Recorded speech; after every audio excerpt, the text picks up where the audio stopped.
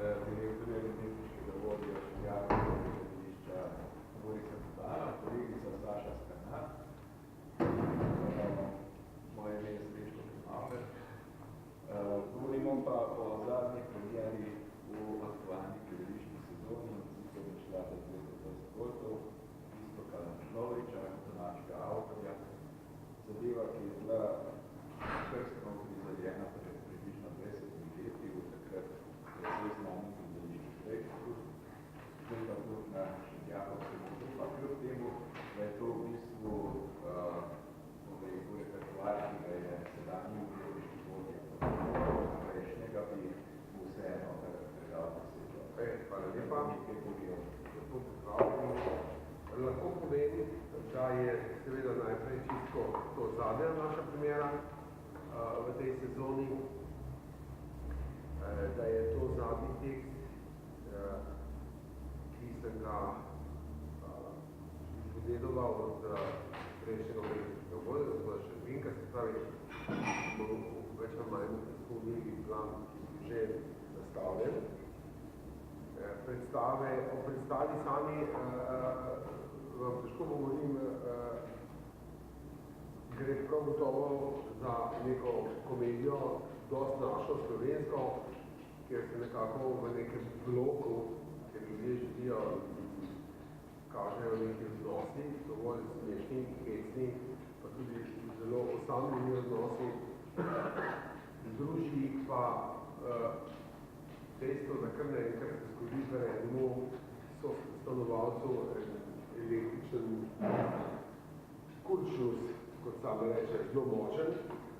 Ne razume se, zakaj ni elektrike, oziroma je, zakaj valovi elektrika, zakaj to povzroči v celotnem bloku eno celo posledico, bi rekel, in sosledico dogodkov, ker koliko je eden knop pritisnem v hladilnik, gledela luč mu pa dela, ampak pa blokirati dvigalo. Tako imamo pravka z temi ljudmi, ki se soočajo z obrtniki, vseh sort, ki ne rešijo problema, glavno samo evidentirajo in razumejo, da je nastal problem in sami rečejo, da je pa tudi vse, kar lahko naredimo, da vemo, da je problem.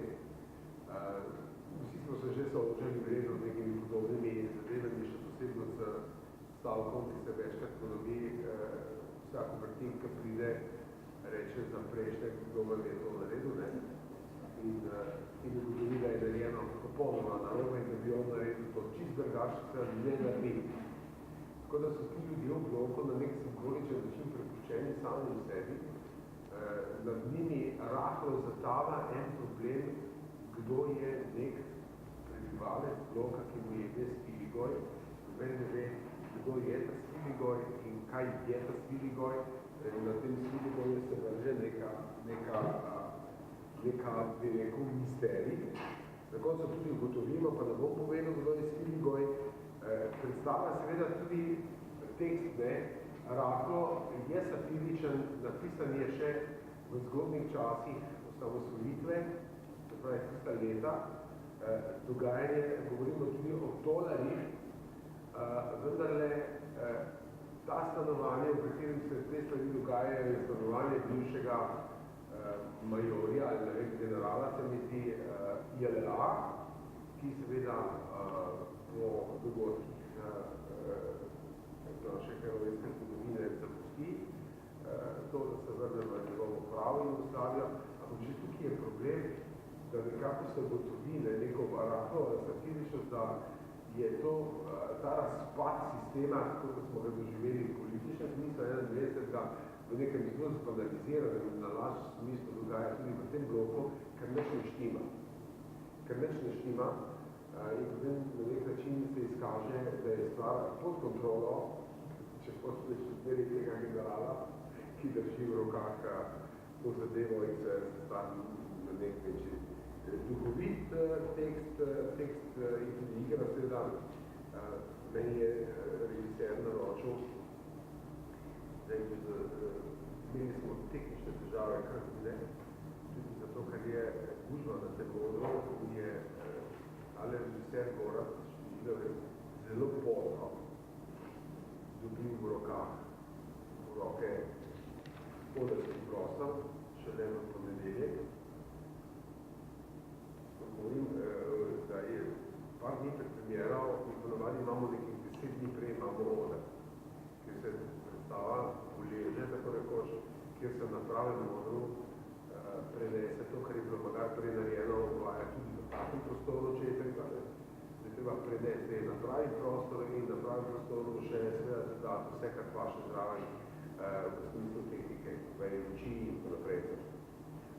To je treba vlavkati, to je treba uravnotežiti. Jaz smo podelili zanimivo, kako se te stvari dogajajo, ker smo to predstavo gledali v ponedeljek in bili zelo zastrpljeni, a sploh bo, ker kakor je bilo vse nakrmadeno in nič ne štimalo.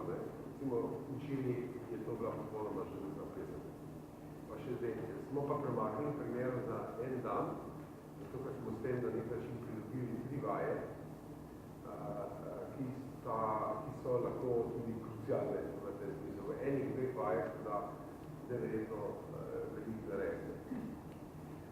Tako da smo to naredili. Jaz bi o tem je ekipa več ali manj naša, poznana ekipa in pravzaprav jaz kaj več ne povedal, ker mislim, da sem povedal vse. Ja, to je to. Če imaš še kdo, kje pa še vprašanje konkretno? Da je to bolj moška zasedba, samo ženska. To je moška zasedba, ženska, ki je na sliki Zdenka, ki igra čistilko, to je izmišljena vloga. To vlogo je hotel pripeljati noter režiser, zaradi tega, ker se na koncu odkrije, kdo je kdo in ona tudi, kdo je kdo. Tako da potem ne bi pisal, ker je na nek način Marko Junarka, ampak ona je tisti smiligoj na koncu, vse čas pa čisti, v bistvu manjšo prisluškuje in na neki točki ona javi generalu, da ima vse pod kontrolo, da je ona vse pod diverzije naredila in vse te elektriko ven metala, da razruši sistem. Da v bistvu zniža ceno, zato da bo jo sedaj lahko kupili. V bistvu je nekam manera. Ampak šaljivo, zdaj ženske se bo lahko emancipirali, malo pretožne, bo rekla, ali pa moški bo rekla, Madonna, samo je ženska pod komando. Sej to je res. Kaj, a je drugače? Če imate nekaj druge izkušnje, sem samo vprašal. Sej sem samo vprašal. Niste iz tega sveta. Evo, če ni druge prevedeti, je samo napovedal en par stvari, ki se dogajajo in se bodo zgodile in so vse zgodile. Mi smo na nek način, ampak jaz sem se odločil, da bi imeli da se odločili, da bi imeli posebno tiskovno konferenco za predstavitev maja za naslednjo sezono. V bistvu so stvari narejene in dokončane. Jaz moram seveda to izbiro, kdo bo kaj delal in kaj se bo delalo. To je požegnal veliko, da naš umetniški svet, k temu že jaz pripadam in skupaj delamo zadevo. Mora pa seveda biti stvar pritarjena še strani upravnega odbora. Lahko samo anticipiram, da bo abonma sestavljen iz 5 produkcij, da bo 6. produkcija verjetno otroška predstava ne v naših produkcijah, da bomo si priglasili v predstavo, ki jo delajo drugi, da bomo nastal ta naša abonma vključiti še druge predstave, kot oblika možnosti dokupa ali pa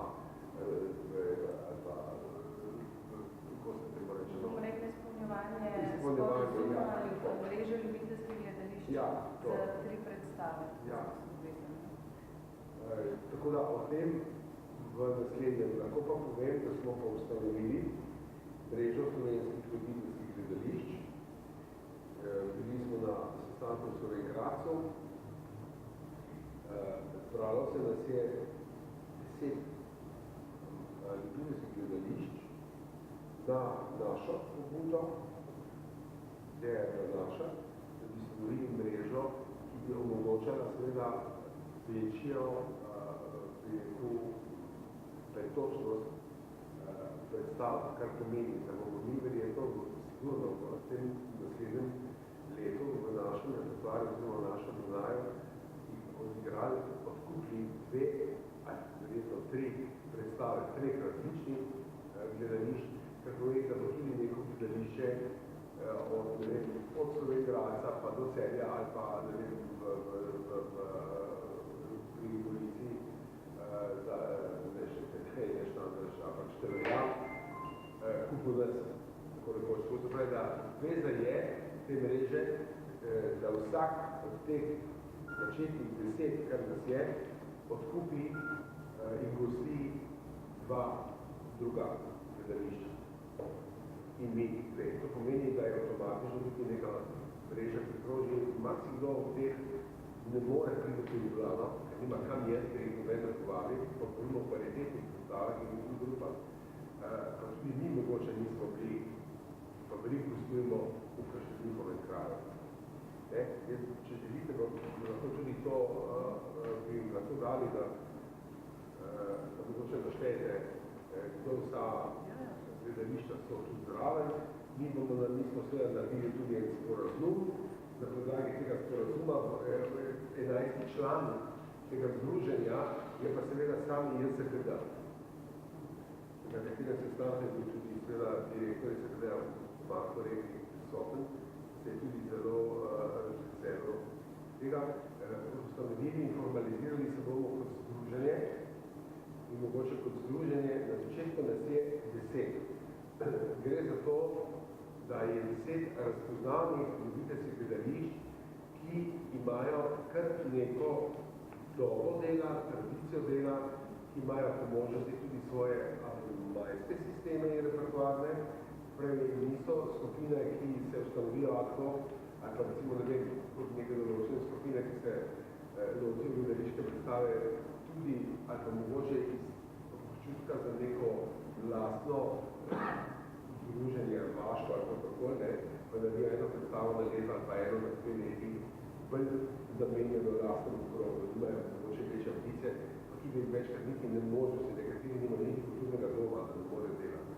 Ti smo rekli, na začetku počakajmo, vemo, unike smo kao mali. Smo mi, pa ne vem, Slovenj-Grad, Celju, da so tle našteti. Predvsem gledališča, ki so se v zadnjih 5 letih Čufar,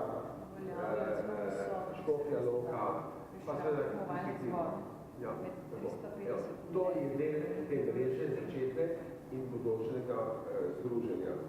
To gledališča, a to so samo v Avstriji? Slovenska gledališča, pa slovenska. Ja, vem, ampak... Zdaj v Avstriji, noben da je v Avstriji. Ne, Koroško gledališče v Slovenj-Gradcu. Ja, ja. Edino gledališče izven meja, edino gledališče izven meja, ki je del tega, je gledališče iz Števeljana, ki so pač v Gorici, pač čez mejo za Venecijo. Ampak združenje na smislu zato, ker nam daje mogoče mečkem več moči. Mečkem več moči v iskanju sredstev, pa tudi malo več moči do določenih anomalij, ki se dogajajo znotraj slovenskega prostora in tudi ljubiteljskega prostora. Je celo gospod Reknik, kot JSKD, ki je vendarle naš glavni sogovornik, kar se tiče financiranja, ker smo financirani skozi mesto, ampak mesto za JSKD poskrbi za te zadeve, da tudi njemu pride prav, lahko ne, da skupaj z njim kot združenje rečemo, moramo nekaj stvari dati, spremeniti, zato je to združenje zelo ustanovljeno. Jutri, soboto, se pa vrnemo v Slovenj-Gradec, ker so pa oni dali zanimivo pobudo, tudi na podlagi tega, kar smo mi ustanovili, in sicer tako zvana gledališka tržnica.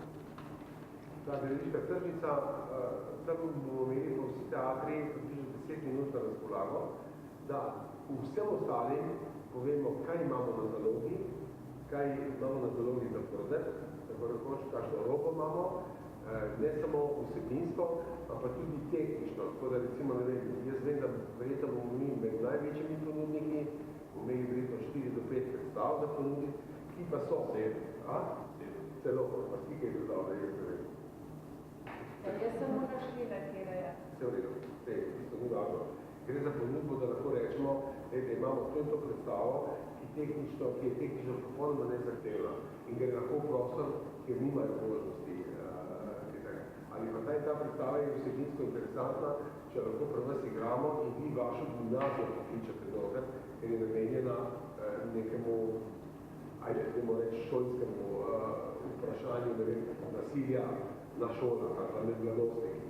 Tako da so te ponudili tako in bomo videli, kako tržnica je prvič grem na to zadevo in bomo videli jutri, kaj bomo kupili in kaj bomo prodali. A boste kaj sporočali? Jaz mislim, da bo tržnica Poljsava poskrbela tale Koroški, mislim, da je on tisti, ki bo nekaj to slava naredil. A to bo dopoldne? Boste to javno? Cel dan v dveh sklopih, čas je za kosilo in okroglo mize, zvečer je zaključek. Teka žlica se predstava Norci, ki pa že napoveduje predmojitve. Kako bo se da premijeva tukaj? Mi imamo Storitev teatra, ker ima vsak teatr dobro, ker je prišel, da so teatr objavljeni za svojo predstavitev, gremo v sklopi. Tako da jaz bi sem še pismo zdala glede teh izpolniteljev. To je v bistvu nabor zadnjih 5 let gledališč, ki so se vrstile na ene izmed največjih festivalov, od Nikrutovega srečanja do Vačanovih dnev, festivala Vikre, potem festivala komedije Čufarja in smo izbirali na podlagi analize. Kdo se je vrstil v tekmovalni zbor že znanega selektorja, selektorjev, pomeni, da je bila selekcija veliko prej že upravljena, znotraj 350 gledališč. In tisti, ki se zadnjih 5 let površajo tako visoko in kotirajo s predvidnimi predstavi, smo želeli povabiti ustanovitvi tega, kar pomeni, da so na tekočem vsega, kar se dogajajo v ta gledališču nasplošno in tudi kaj bi bilo potrebno mogoče spremeniti. Mreža se bo slejka prej lotila urejanja tudi vseh teh festivalov, ki kot po gobah rastejo po dežju, da se neke smernice, kriterije določi, da je to pa zadeva, bom rekla, na kvalitetni ravni. Drugo, verjetno se bomo dotaknili tudi kulturnih domov, ker se pojavljajo indici, da najljubiteljska kultura ne bi več prestopila praga kulturnih domov, samo profesionalna, In take zadeve. Tudi na nek način, včeraj smo se pogovarjali, ker je bila skupščina Zveze kulturnih društev Slovenije, da je velik problem medijski tudi, da nobeni mediji ne objavljajo nikakršnem dogodku ljubiteljske kulture in da so tukaj težke zagate, kako sploh obveščati javnost na nek način, vse v teh večjih dogodkih in tako, tako da tukaj bomo verjetno tudi dali nekaj dela, kot taka, da bi bilo potrebno zagotoviti en prostor, en del, tudi temu, na področju kulture. Bom rekla, uredniške politike so jasne, vsak časopis ta večji, če omenjam, imajo urejeno politiko in nas jemljajo kot paralelnike, in ne kot. V maju, to nismo še določili, bomo pa... Bodo pa vsi režiserji, pa ne? Bomo o tem ne bomo nič govorili, ker ne moram garantirati, da bojo vsi režiserji, ker imajo nekateri režiserji so tudi igralci in da bojo imeli vaje ob takih urah in bo želel se skoncentrirati na to, da bi dobili še kakšno novinarsko moč, da to še kam to vsaj ta repertoarni del objaviti. Ampak po eni strani je smešno, ker recimo tiste glavni časopisi malo ignorirajo, potem imaš pa tako zvani rumeni tisk, ki bi pa prišel, če bi slučajno odkrili se, da smo postali prihodniki, onda pa da se tle dogaja neka čudna zadeva v tej hiši, in da je Srečko tudi eden od glavnih dilerjev Evo, to mogoče bi izgledalo. Ampak da je recimo naš predsednik upravnega odbora, ki je sodnik, Janez Zvaj, da igra za to, ker ga pod mizo plačujemo. Sam še od te premijeri, koliko boste imeli ponovitve? Ponovitev bo kar nekaj v Glavnicu v maju. Mislim, da v maju jih je 10, pol jaru 20 do 12, ja, 12 do 15. Pa na sezona, ki je pred nami, je zadnja sezona v stari dvorani. To pomeni, da se sezona mora končati konec maja, že malo prej, govorim 2019, in da gre 1. junija v kompletno prenovo oder. Za oder je dvorana in prostori, ker smo tukaj. To je pač mesto, to ni samo nadilo za nas, ampak tudi je Ljudsko nagradišče, ki je sicer projekta kot javni zavod, ampak ki pride v kompletno prenovo. No, že včeraj, ko sem sedel v dvorani, smo sred igre imeli odprta okna, ker ni zadihati, ker je tako zatoplo, ker ni nobenega prezračevanja, ker je vse zaprto, prvo sonce posije in je noter stavka. Kje bo se bo čas potem igral? Se bo neč, kar je čez poletje, v bistvu mišljeno je, da se otvori oder 1. septembra 2009, v poletju je to razmerjeno. Ko pridemo noter, mi moramo samo to paziti, da bomo imeli vse premiere do konca narejene. Zdaj, na papirju je tudi tako napisano, ne? Zdaj bomo imeli zadnjo premiero 22.3. 2018, ne, 2019, se piše 18. Dobro, to so da. Ja, datum je smo zvršili. 2019, da potem uspemo še odigrati, kar imamo v majskih obveznosti v tej dvorani, potem je konc. In potem pač pripravljamo en, bi rekel, tak, program tudi z možnostjo, čeprav verjamem župana, da ko se pod njim podpiše, datumi veljajo, ampak kaj pa, če se zgodi, da prvega ne bojo končati. In bomo pa sezono štartati, potem bomo imeli dve plane. Vse dve plani po svoje že narejeni, že zaradi tega, ker bo prva predstava na mali sceni, se pravi, ni odpisna tukaj na vodniku, ne. Ampak vendar je tisti, ki pa pripravljajo predstavo, ki bi naredila v začetku oktobra, ne, rabijo pa oder, ne rabijo prostor. Tako, evo, to so čiste logistični problemi, ki jih bomo tako drugače rešili. Edina sprememba, ki je možna, je, da ne vem, se karkoli zgodi in blokirajo konkretno zadevo in ne bo prenove ali bo predstavljena na več čez 5 let. Recimo. Ampak ker je denar zagotovljen in je vse to bilo podpisano tudi v tem smislu, potem jaz tukaj ne vidim razlog. To je bila procedura 2 leta, ne? Prvo leto, da se je v bistvu sploh idejni načrt uredil z vso razpisno dokumentacijo v smislu, da zadostimo popolnoma vsem pogojem spomeniškega varstva, kot statike, vsega noter, da je, in se je to še lani usklajevalo, da gremo zdaj lahko letos, januarja je šla občina v razpis za prenovo za izvajalce, tako da ta bo zdaj zaključen, a ne, potem se štartajo dela v naslednja leta. Ker se vmes, ko se izbere izvajalce, gre še vse čez ravno s to, da je priprave. Priprava je 3 leta, praktično skoro dolga,